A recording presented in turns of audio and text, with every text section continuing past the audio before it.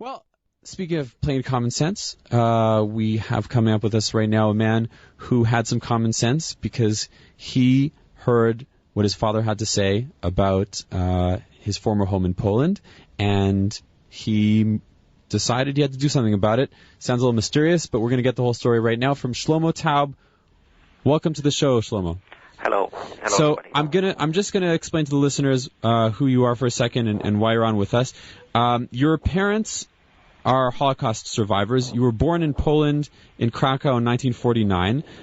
You and your mother and father stayed in Poland after World War II, where your father had a business until 1951. At that point, you made Aliyah. During your childhood, you heard your father speak about or hint about the fact that there were properties in Poland which belonged to your family. Maybe I'll let you continue from there. Yes. During my childhood, we heard from parents that there were properties left in Poland, in Krakow, and it was actually a taboo to even mention this issue. And more than that, speaking about going there and trying to see the properties was something that was not even allowed to mention. My parents, after the war, they are war survivors. They put a dark line over the period, and actually they wanted to avoid it. And later on, when we grew up, I mean, when we were in our late 30s, I must say, my sister and myself, we decided to try to get more information, to get into the bits and pieces of what we have left there. And we were surprised. My mother played along with us, and she gave us more and more and more information, and slowly we decided that we are going for it. We picked up this glove, and I must say that from the moment that we started inquiring about properties that I'm relating to, it took less than 2 years, and we were Polish homeowners, I must say. After two years after you started inquiring, 2 years after you are now Polish homeowners. How did that happen? What properties did your parents have? We're talking about large apartment houses in Krakow, in the middle of the town, properties that for 50 years we didn't receive a cent for rent. Somebody in the place over there collected rent. Nobody ever put anything into the maintenance of the properties, and the properties stayed in a very good condition relatively, and they were ours. And the point is that as we grew old, the issue of that they were ours struck us more and more.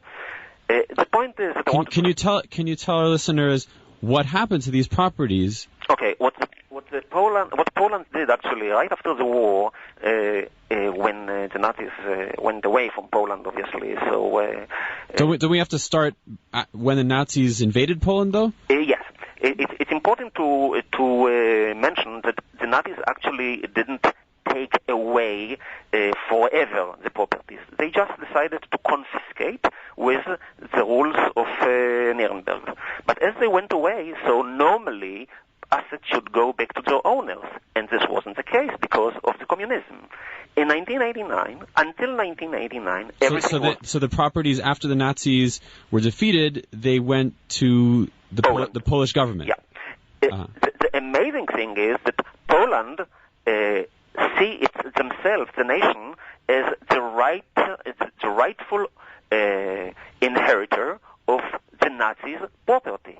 They relate to those properties not as Jewish properties that lived there before. They just got it as present, and they, under the law of the Polish law, they took it. Point. And what they did, there was like a big vacuum of land and properties and factories and houses, and those places were filled up with Polish people who probably lived under worse living conditions, and it was good for everybody. There were no Jews. Except for the Jews, who basically they had their properties stolen from them. Yep, mm-hmm. Definitely. Okay, so you became in touch with a lawyer in Poland, and that's how at least you were able to get back your properties. Mm-hmm. Yeah. And can you tell us how you found this person and how it came to pass? I understand there was a court case. Yeah, it was in 1997 actually when I started to be more in touch with this law firm in Krakow. I was then a high-tech employee in one of the largest high-tech companies in Israel, and I during our businesses with Poland, I was inquiring who is a good legal firm that I could trust and work with, and that's how I got to this company. Mm-hmm. What's the name of the company? The name of the company is Centrum Pravne, and it's in Krakow, in the middle of Krakow. And one of the owners of this company is today my partner. Mm-hmm. And we together do whatever has to be done in order to retrieve properties to their rightfully owners. So what did you do? How did you get your property back? Okay.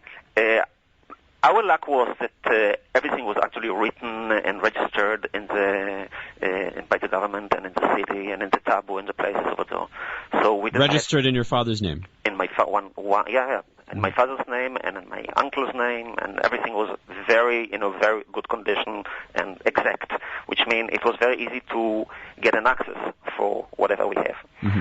And we started it with a lot of hesitations, I must say, because we didn't know what we're getting into. And today I am doing for many, many others of what I did for myself, because I think that it's a must. How many properties have you helped people retrieve? Many dozens. Mm-hmm. We're talking about now. What do people usually do with these properties? Just curious. Like, do people sell them, or do they collect rent, or do they go live in Poland? What are people doing once they get their properties back? Everything that you said is right. Some people decide to sell immediately, and that's also what we do. Some of our clients decide to manage it. We didn't sell, we manage it. And some of the people decide part of the property to sell, part of the property to run. It's theirs, and it's their decision what to do. Poland is Europe today. I mean, if it was communistic Europe before, today it's Europe, and everything can be done in Poland today.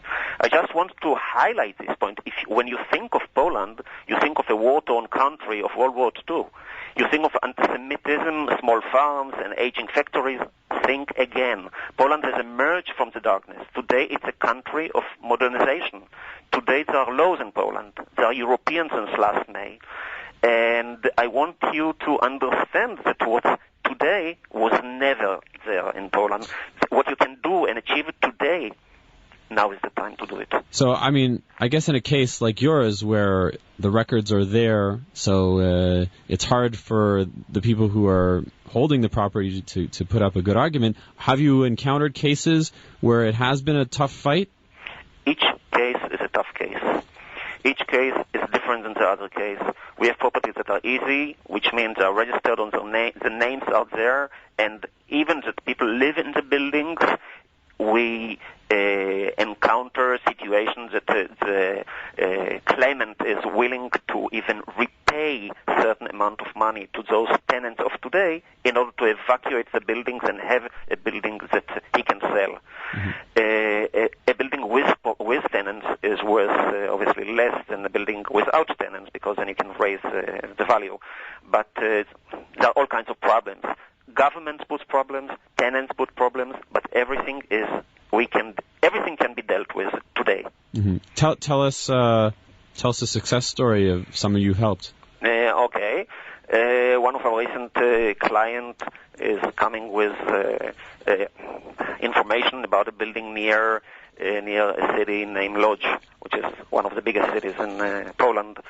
Just for your information, only Lodz, which was a city with about 1 million citizens, had about 400,000 Jews. Wow. So just to give you an information, what kind of Jewish population was in Lodz. It was not far away from outskirts of Lodz, and we go to the town looking for papers. We found all the papers registered on the sister of the grandmother of this man.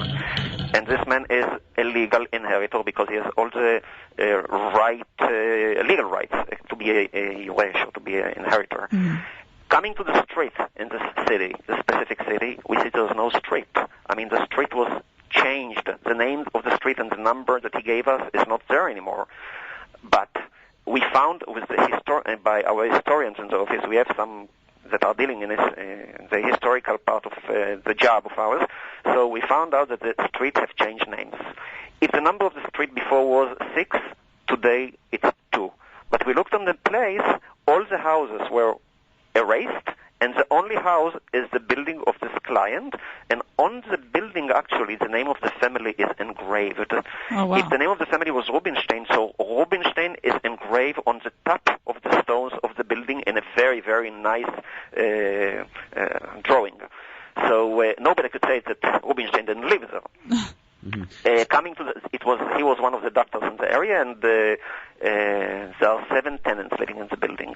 There is a farm of about 10 dunams around, and 50 Polacks are having parnasa from this large lot.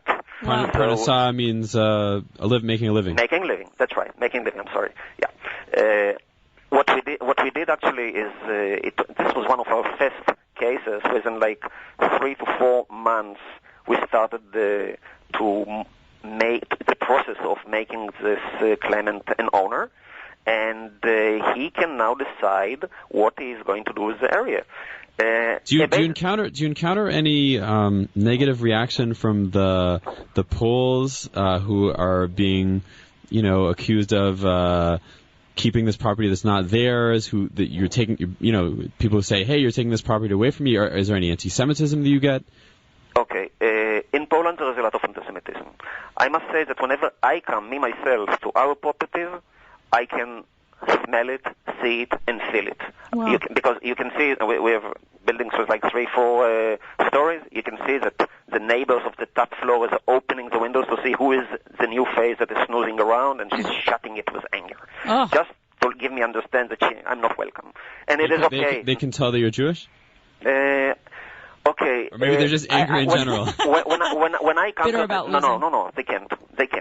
But Polacks are very well aware of who is not one of theirs.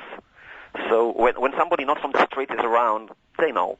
Uh-huh. And that's why I also never come there by myself. But it's not very But safe. have you experienced any actual incidents of anti-Semitism where someone has cursed you for being a Jew? That type of thing. Because you're a Jew. You're coming to take back what's yours from them, they've had it. For all these They've been years. taking a free ride for 50 years. I mean, there must be some bitter feelings there. Also, the Polish people have a little ambivalency about those Jews that are coming. I'll tell you why. Because until now, there wasn't an owner. And in a way, they are happy that there is an owner because they hope that the owner will fix whatever has to be fixed. You mean the owner was the Polish government until now? No. Yeah. Uh-huh. And they obviously could not dare applying for any maintenance to be done to those properties because the government didn't have money to do it. And the rent obviously is very low also. So they didn't have from what to pay those maintenance. Suddenly there's the Jew. The Jew is coming and he's showing that I'm here, I'm alive, okay? So since I am the owner, and it doesn't matter that I live here, I keep getting, my customer keep getting letters from their own tenants that the roof is leaking, that you have to fix the roof, or some window has to be fixed.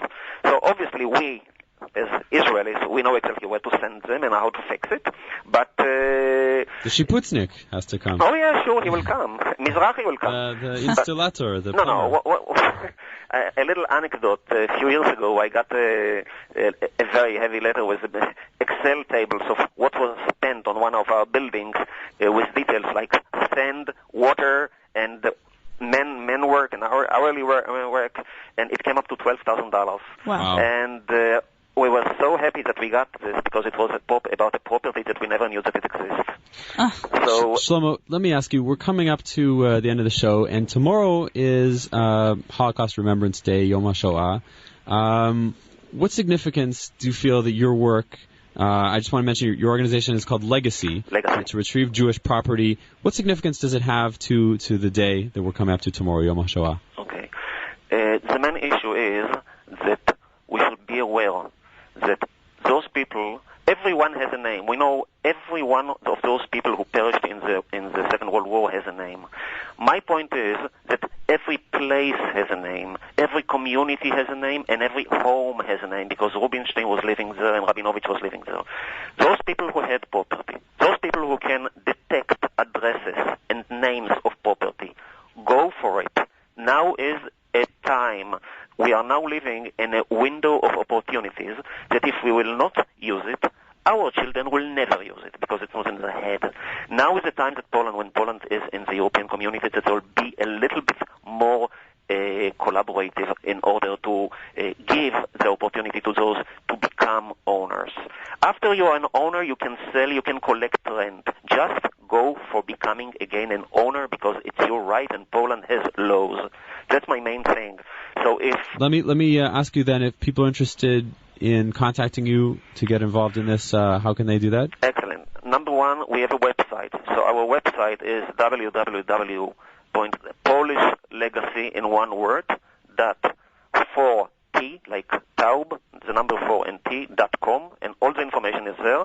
And our phone number is 097713811. I can be reached also through my cellular because I'm all over the country, 0546478908. Go for it. Don't give up. Okay, I think a lot of people are hearing what you're saying, and maybe you'll be contacted by more Jews who have houses, land that was stolen from them, and they want it back. Thank you very much for being with us, Shlomo Taub. Thank you very much. Kol Tuv. Bye-bye.